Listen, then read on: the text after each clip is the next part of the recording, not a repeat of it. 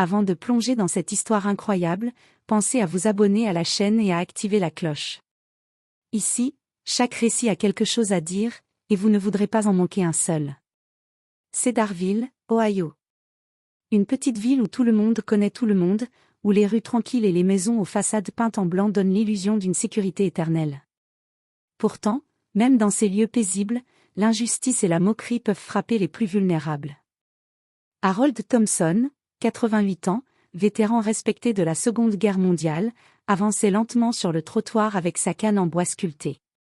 Son visage ridé portait les marques de batailles lointaines et de décennies de sagesse accumulée. Chaque pas était mesuré, mais ferme, un rythme lent, certes, mais déterminé. Ce matin-là, Harold avait décidé de se rendre à la petite épicerie de Cedarville pour acheter le journal. Rien ne laissait présager qu'une confrontation inattendue l'attendait. Pourtant, l'air vibrait déjà de tensions invisibles, le rugissement d'un moteur de moto se fit entendre au loin. 6 motards, habillés de cuir noir et arborant des tatouages menaçants, s'étaient arrêtés sur le parking de la station-service.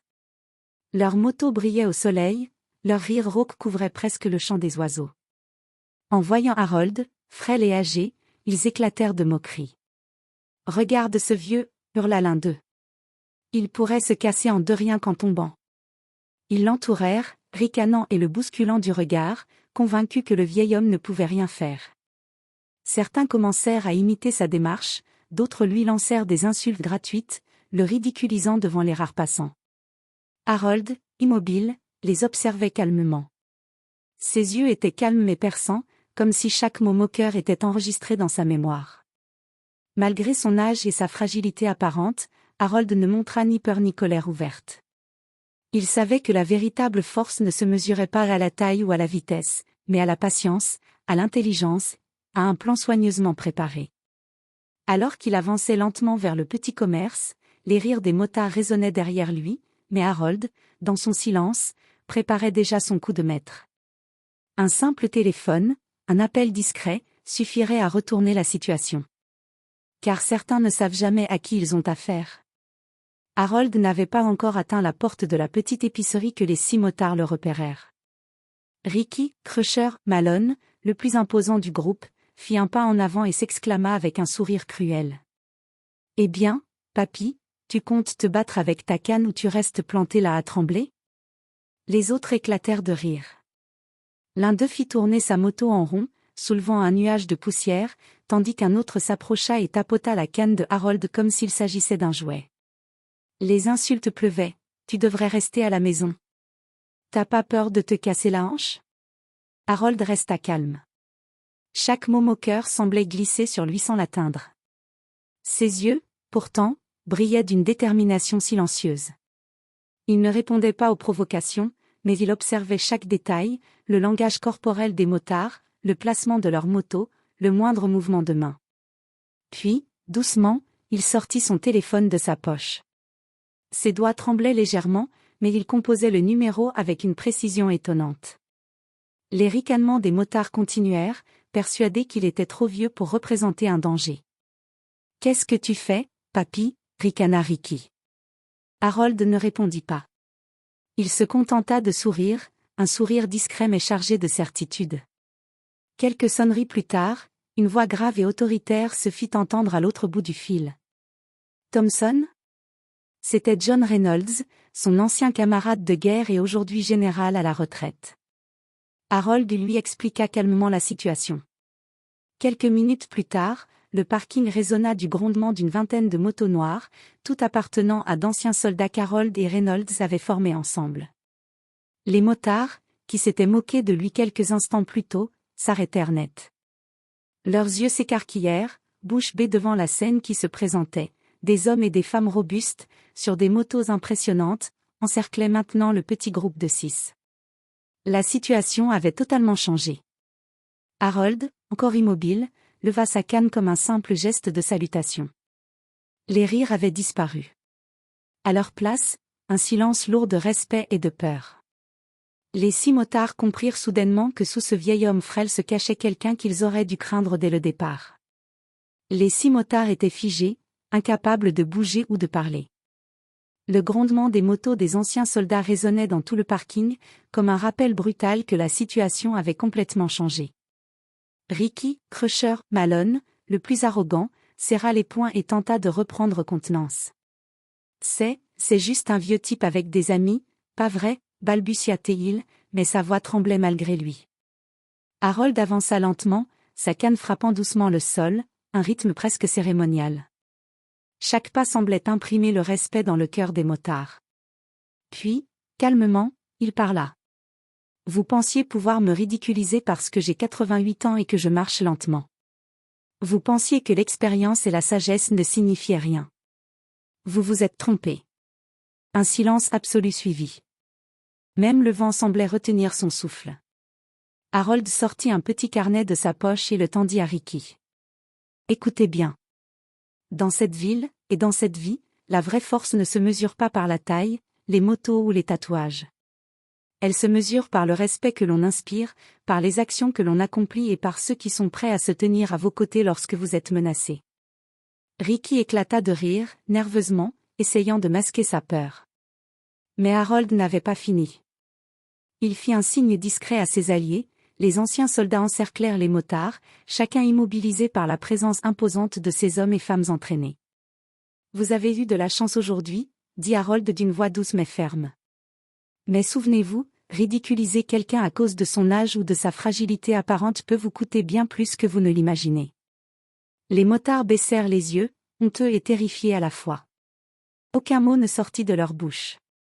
Ils savaient qu'ils venaient d'être humiliés par quelqu'un qu'ils avaient cru faible, et que cette humiliation était bien plus puissante que toutes leurs moqueries réunies. Harold fit quelques pas en arrière, toujours calme, laissant ses anciens camarades sécuriser la zone. Puis il se tourna vers les motards. Allez, partez. Et rappelez-vous, le respect se mérite, et la force ne se mesure jamais à ce que l'on peut briser physiquement.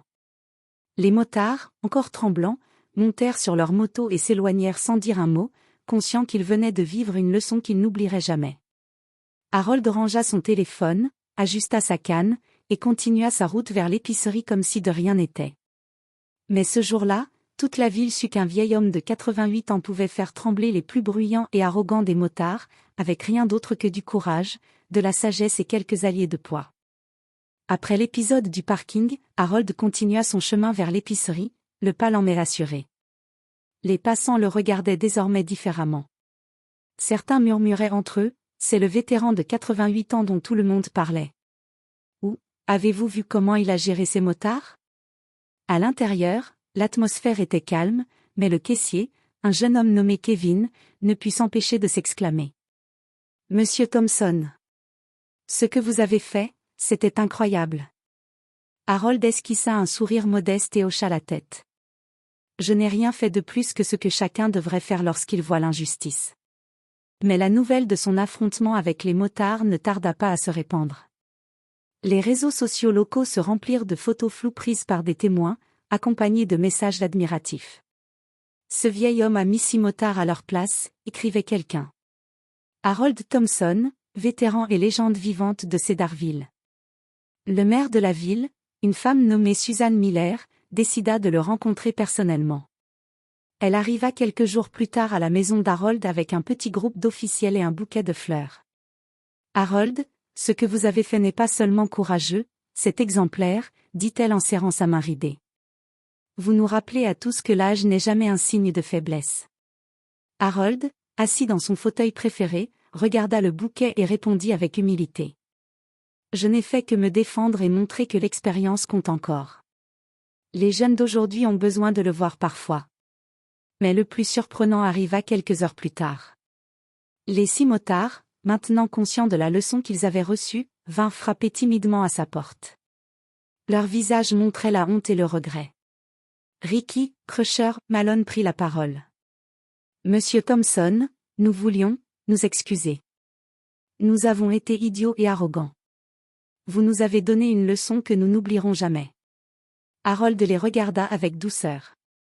Il n'y eut ni colère ni vengeance, seulement un calme digne d'un vétéran qui avait tout vu dans la vie. Allez. Souvenez-vous simplement de traiter les autres avec respect. C'est tout ce que je demande. Les motards quittèrent la maison, transformé par cette rencontre. Et ce jour-là, Cedarville comprit que la vraie force ne réside pas dans les muscles ou les motos, mais dans le courage, la sagesse et la capacité de rester digne face à la moquerie et à l'injustice. Quelques semaines après l'incident, Cedarville ne parlait plus que de Harold Thompson. Les enfants du quartier couraient vers lui pour écouter ses histoires de guerre, ses récits d'aventure et de bravoure. Même les adultes, autrefois indifférents, venaient lui serrer la main avec respect. Harold était devenu plus qu'un vétéran, il était une légende vivante. Un matin, alors qu'il arrosait son petit jardin, Harold reçut la visite inattendue de plusieurs anciens vétérans de sa compagnie. Parmi eux se trouvait le général John Reynolds, son vieil ami et allié lors de l'incident avec les motards. « Harold, dit Reynolds en souriant, ce que tu as fait n'a pas seulement impressionné Cedarville. Ça a inspiré toute une génération à comprendre ce qu'est la vraie force. » Mais l'histoire ne s'arrêtait pas là. Les 6 motards, transformés par leur humiliante leçon, revinrent une dernière fois, cette fois avec des intentions sincères. Ils avaient créé un petit programme de mentorat pour les jeunes de la ville, décidés à réparer leurs erreurs. Ricky, Crusher, Malone, désormais plus humble et réfléchi, tendit à Harold un drapeau miniature de la Seconde Guerre mondiale. « Pour toi, Harold. Merci de nous avoir ouvert les yeux. » Harold, les yeux brillants de fierté et de sagesse, posa sa main sur le drapeau et répondit. « Souvenez-vous toujours, la force réelle se mesure par le respect que l'on donne et que l'on reçoit. Aujourd'hui, vous l'avez compris. » Cette journée marqua le début d'un nouvel âge d'or pour Cedarville. La ville érigea plus tard une petite plaque commémorative devant la maison d'Harold, célébrant son courage et son influence sur la communauté. Les enfants apprenaient son nom à l'école, et même les plus jeunes motards se rappelaient désormais que ridiculiser quelqu'un pour son âge ou sa fragilité pouvait avoir des conséquences inattendues. Harold, assis sur son porche, regardait le soleil se coucher derrière les collines de Cedarville. Son cœur était léger, sachant que, malgré ses 88 ans, il avait montré que la sagesse et le courage pouvaient changer le monde, un geste à la fois. Et dans le cœur de la ville, le nom de Harold Thompson resterait gravé comme celui d'un vétéran qui n'avait pas seulement combattu pour son pays, mais qui avait également combattu pour la dignité et le respect de tous.